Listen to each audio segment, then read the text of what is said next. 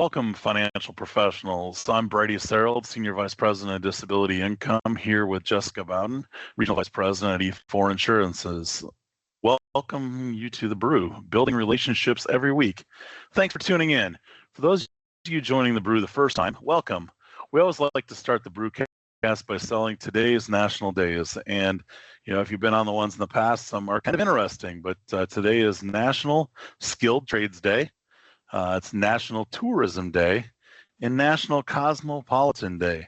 So we try to put those all together so, those hardworking skilled trade individuals need a vacation. And when they go on a vacation, they might find a bar that has a cosmopolitan and sit by the pool. So kind of put those 3 days together.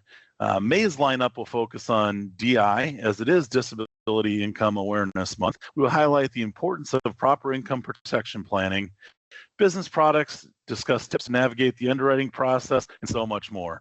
A few special guests will also be joining us, so stay tuned. Today we'll review how changing your approach and collaborating with E4 Insurance Services can eliminate clients' needs for the GoFundMe campaign. We encourage you to use the chat box or raise a hand to ask questions. All attendees are entered into a drawing for a CE voucher and a Starbucks gift card, and we will announce the winner in the end. Well, welcome, Jessica. Thanks for having us, Brady. So, as kind of kick it off, and I kind of like to frame it, to people's perception. So, what would the common person perceive a disabled person look like? I would think most people think of a disability as someone who's in a wheelchair, needs assistance, maybe even someone that's in a vegetative state because they're not able to think for themselves or are severely hurt. That's true. And I think most people probably think of that, but in reality, disabilities come in many shapes or sizes. I mean, you can have, cancer, diabetes, had a stroke, have MS. I mean, a lot of conditions that you look at somebody and you would never be able to tell that they had a medical condition that was disabling. So, most common perception is, the wheelchair. I mean, reality is really there's so many things that can be disabled without even taking a look at people. So going on that, if you were to ask, an advisor would ask their client, do they think they'll ever be disabled? What do you think their answer would be? I would think personally, no. I mean, that doesn't happen to me is the mentality that I would have. Yep. I mean, that's a great response, because that's pretty much 99.9% of the response. So over the years, what I've tried to do is get advisors to change their language a little bit and, kind of move it into disabled to sick or hurt. How many of people think that they could get sick or hurt? I would think everybody has had some form of that in their personal life or with a family member or even a coworker. Right. So really the question with being sick or hurt, and where he runs into the word disability is how long are you going to be sick or hurt? Are you going to be sick or hurt for a couple of days with the flu? Maybe you had COVID and it lasted a week. Maybe you got in a car accident, and you had to go through rehab and it lasted 6-8 months. Really what it comes down to is, what's the plan?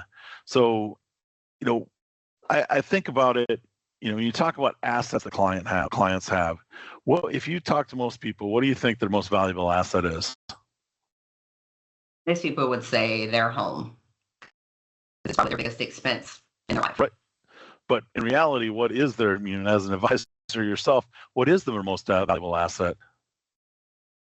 Outside of working with advisors in E4, I would have to say that it would be their ability to earn an income. Yep. And so we look at it, so we talk about, the client's most valuable asset is their ability to earn an income. Why don't advisors talk about disability income planning? What do you think the reasons why advisors that you'd say, why don't they talk about it? I would think that there's a lot of unknowns. What does it cover? How does it work? What do I have to do to get coverage? It's just a lot of unknowns. It's not as traditionally spoken about, such as life insurance. Everyone's going to die. Right. So it's a big question for a lot of people. Yeah. So they're uncomfortable with the topic, right? And most people don't talk about things that they're not comfortable about. Yes. So, if we Avoid. move into that, those who have experienced disability or, gone through the disability underwriting process, what do most of them say about the They're process? pleasantly, I think they're pleasantly surprised that we did a lot of the heavy lifting for them. It wasn't so uncomfortable. They didn't have to speak with their clients about their health conditions. Maybe they could keep it to the conversations they're traditionally having with their clients or wealth advisors or.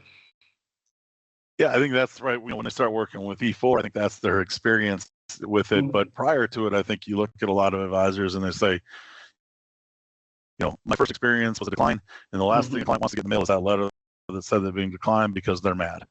Yeah. Again, I think, they had that bad experience with DI underwriting because it is somewhat complicated. I mean, you're underwriting health, you're underwriting financial, and you're underwriting occupation.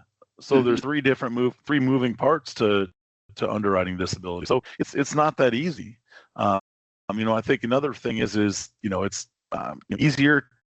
And you move into that same line of thinking, and so all of a sudden they moved into assets under management. How much underwriting is required for moving over money? None that I've ran into at this point. None. Again, path of least resistance, right? Again, you move into things that are a little bit more comfortable, and again, taking that uncomfortableness out of the discussion. So, again, what we try to do here at DFR is really try to remove that uncomfortable part of the conversation, make the process easy, and working with people. So, I think I go back to what we talked about: sick or hurt and can't work. Again, the advisor has a responsibility to create a plan for their client, and that's to get them through retirement. Again, a lot of it's accumulating assets and making sure they retire comfortably, credited. But what are the things that can stop you from getting to retirement and making it all the way through? What will be the first easiest one? An extended illness of some sort, being in a car accident, and maybe perhaps having a cognitive issue. I mean, a lot of occupations we think are physically labor, physically working, but a cognitive issue is a huge disability for people that use their minds to work rather than their bodies. Right. So they're not able to work. So what would be another reason that happens from a protection standpoint? They had to spend money on something that they had not been prepared for financially. Or if they die, right? Yeah. I mean, you think the things that'll stop you at retirement, you might become disabled, you might die, you're too weak or frail to take care of yourself, you run out of money during retirement. You talk about the things that we do here at E4, long-term care, linked benefits like planning, annuities to guarantee an income during retirement, life insurance. If you die too early, your family can still do the things that they want to do, or the things you plan for them to do. And then the disability insurance side, again, we talk income protection. So, we focus, because this is Disability Awareness Month, and it's obviously my love. But one of the things I talk about is having a plan if you get sick or hurt and can't work. Everything about insurance, it's not the plan, it helps fund your plan. So really, I think as an advisor, we need to understand what somebody's needs are. And I'll say people have basic needs, and the 5 basic needs are the same regardless if you make $50,000 a year or $500,000 a year. I mean, everybody has to have a place to live, you have to eat, you have to pay your utilities, you have to have some form of transportation, and you have to have insurance. I mean, those are the 5 basic things, and insurance isn't just your home, your car, but it's your health insurance. I mean, that's a big expense, because we were talking about it just before it came online. My daughter's 26 and has her own health insurance now, and well, Dad's helping pay for it until she gets her full-time job again. But it's expensive. And again, imagine if you had, and that's just a single plan. Imagine if you have a family plan. Again, and if you're sick or hurt, what do you need? You need your health insurance. I mean, health insurance is probably one of those insurances that, some go without, unfortunately, but most people don't. That's the one thing they have to have. So, and then what's the other thing that people have? Their lifestyle. Yeah. I don't want to change what I'm doing. Exactly. I mean, I don't know about you. When I graduated from college, Everything I had was my buddy's minivan and my Honda Civic. Everything I owned in this world. When I moved to Arizona, I had a pod, I had a truck, a trailer. You accumulate things. You have a different lifestyle. So again, people create that lifestyle. So taking a look, I think the number is personalized for each individual because it's their plan. What is their need? And I think our job is to make sure that they can cover those 5 basic needs plus any lifestyle. So then we kind of look at solutions, savings and investments. How good of a society are we at saving, Jessica? I would say that with the clients that I've worked with and advisors, everybody is just about living paycheck to paycheck, regardless of the size of the paycheck. That's a true statement. So our annual savings rate is pretty low. So again, if they have saved money, how long have they saved it and how quickly will it go? Is it a source? Sure. What's the most common place people put money in when they're working? In their 401k retirement accounts. 401k and retirement account. Can you pull money from that? You can. What are the negatives? Mean that it's the best source. But what are the negatives of that? Yeah, if you're under certain thresholds and you have penalties, you have tax penalties, you have, depending on the plan, you can have certain other levels of penalties. It's not dollar for dollar money, unfortunately. And then at the end of the day, what's the purpose of that money? It was for retirement. And if I'm pulling it out before retirement, I'm not following my plan. Correct. So can you get a little bit? Sure. But is it the best place? Probably not. Again, Social Security, disability, the government. Again, I don't know about you, but the government's probably not if that's what I'm getting, I'm in pretty bad shape. It's a very lengthy process. Very lengthy process, very stringent definitions, not very high from a benefit perspective. It's taxable. So again, if that's what you qualify for, and if that's your plan, again, you have to at least point out and give them the choice to make their plan and how it works. Again, I think there's a lot of misperception of how the Social Security disability really works and what you can get. So again, it's explaining it to them. Short-term programs. I mean, workers' compensation.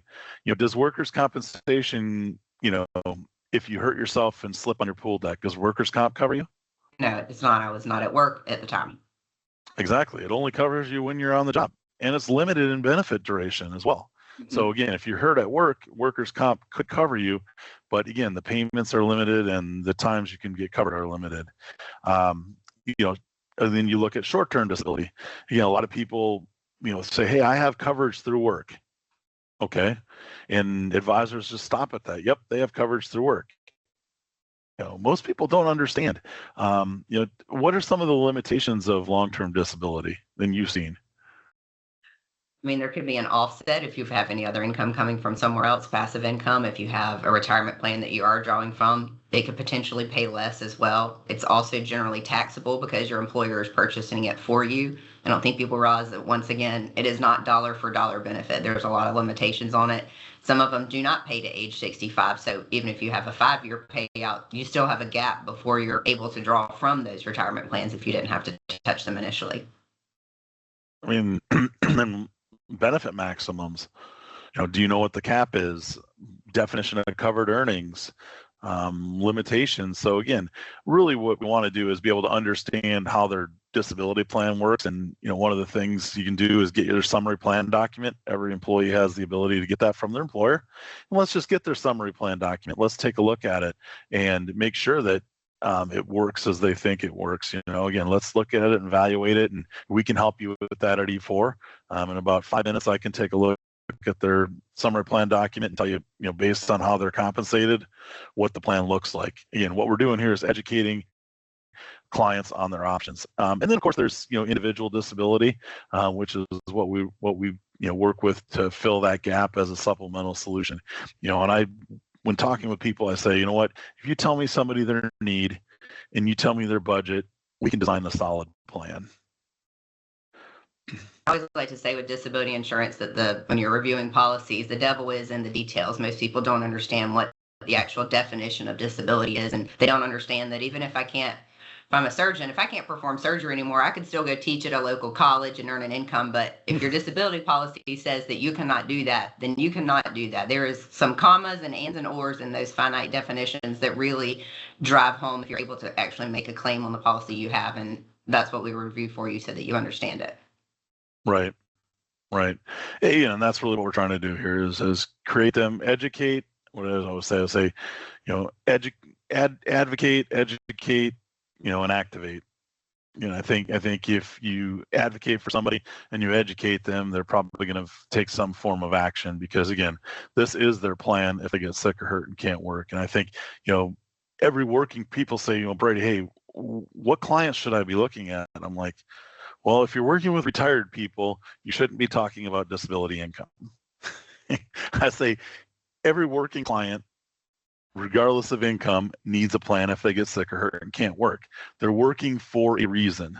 Mm-hmm. Again, and each person has a different reason. Each person has a different risk tolerance. So, let's take a look at that. Let's give them some options. Again, not everybody's going to qualify. I mean, there are health conditions that qualify. Again, that's why you say, quoting and pre-screens are so important. We have a so good. What does that look like for our advisors, Brady? What does a pre-quote or a pre-screen look like? Is that a lot of medical questions I need to ask my clients? Nope, not. It's a really simple one-page sheet, or it's actually 2 pages, but one page talks about some health and occupation things, and the other talks about existing coverage in force. Again, people say, it's kind of a pain to fill it out. Well, it's a bigger pain to have somebody declined in underwriting or have to transfer and switch to a different insurance carrier. So we created a form that, it's the guide to getting the best illustration. And it has, some stuff about occupation and, name, date of birth, state of residence, because you have to be in the state of residence. That's how disability policies are for state of residence for individuals. But also because it says, hey, do you use tobacco? Because there is a tobacco charge. Are you on any medication? Again, I'm not asking you for all their medical conditions. I'm just asking, are you on any medications? Because just asking what medications, most people could rattle off, unless they're on 15 or 20 different medications. Then we have a little bit more of a problem. But if they're on certain medications, you're gonna be able to at least tell, if somebody says, hey, I'm on Xanax. Well, what's Xanax used for? So if I'm one of the financial advisors or one of our advisors who doesn't actually deal with the underwriting piece, is there anybody at E4 that I could rely to maybe ask these questions to my clients so that I didn't have to have that uncomfortable conversation and risk a relationship that I have had with my client for years? Yeah, I mean, again, I think that we created our sheet to not have to ask all those questions. It says, hey, do you have any of these basic things? It's not going into full mode of the 52 questions on a medical application. It's some basic things that can get us some general idea.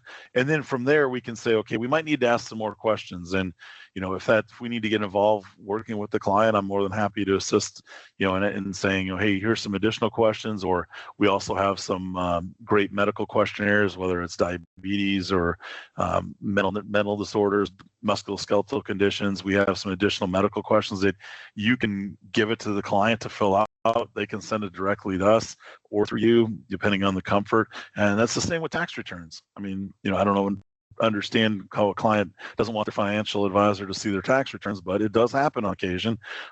We've gotten in, working directly with their CPA, talking about questions. We've gotten involved in from business owner standpoint, trying to explain differences from year to year, because again, there's a lot of creative accounting out there. And again, what we want to do is have it make sense to the insurance carrier. So when we submit it, we're submitting it to the right carrier first. And secondly, we have, it's kind of wrapped up in a bow. And when you send it to the insurance carrier, you get an offer back that looks like what you put in. And I think the likelihood of placing that case is a lot higher. Again, it's not like an annuity. Yeah, you have to do your basic your needs analysis for annuity suitability. But disability is that a lot more things can go wrong. I mean, people have been super preferred for life insurance and declined for disability insurance. So again, that's the one thing. The other part is if they are looking at life insurance, we can look at their old exams. Exams are good for a year. There's a lot of things out there that we can do ahead of time before we submit to at least get the right, right movement. So, again, I think our biggest piece today is, as we talk through the month, and we have other programs going on, and we'll talk about those in a second, but is really let your client have a voice. Educate them on what their plan is, and if they see a gap, let's see what solutions are available, and at least give them the choice to say yes or no. I think that's the biggest thing. Shane Van Patten talks about that they're, his parents in long-term care and an incident in their 60s, found out their advisor never gave his parents the chance to say yes or no. Not that they would have said yes, but they never got the chance to say yes or no. And I don't think that's the one thing we want to do is, have that, your first call is, what do I do? My spouse has been disabled, and they say, well, you're our advisor. What's our plan? And you never talked about it. So that's good questions. But again, as we wrap up today, I'd like to remind you that the brew and our entire library are recorded and shared on the brew page on e4.insurance. And don't forget to subscribe to our YouTube channel to keep up with the brewcast. They're released every Wednesday. Now for our giveaway. Jessica, pick a number between 1 and 23. 7. 7. All right. Now the winner today is Jesse. Be on the lookout for a complimentary CE voucher and a Starbucks gift card that will be coming your way from all of us at E4 Insurance Services. Next week, the brew will be released at 10 a.m. Central on Wednesday. Sean McNiff, Vice President of Business Development and Marketing for Exceptional Risk Advisors, and Jessica will be discussing their high limit program, both in life and disability. Lloyd's of London is not just for athletes and entertainers. They have a GSI program that can cover upwards to $50,000 a month for executives, tech moguls, attorneys, physicians, and business owners. So tune in. Thanks, everyone, and we will see you next week on The Brew.